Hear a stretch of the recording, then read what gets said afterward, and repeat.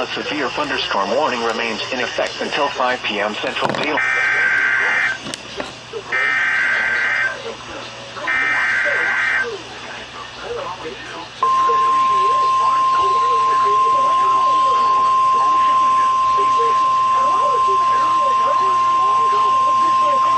The National Weather Service in Norman has issued a severe thunderstorm warning for Northwestern Lincoln County in central Oklahoma, Northeastern Logan County in central Oklahoma, Southwestern Payne County in central Oklahoma, until 5:45 p.m. Central Daylight Time.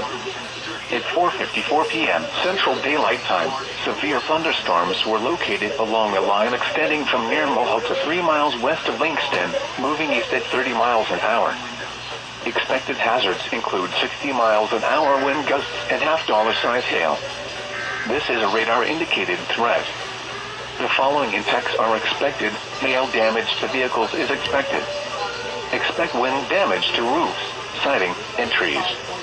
Locations impacted include Perkins, Langston, Tryon, Ripley, Agra, Coyle, Mulhall, Meridian, and Parkland. For your protection, move to an interior room on the lowest floor of a building.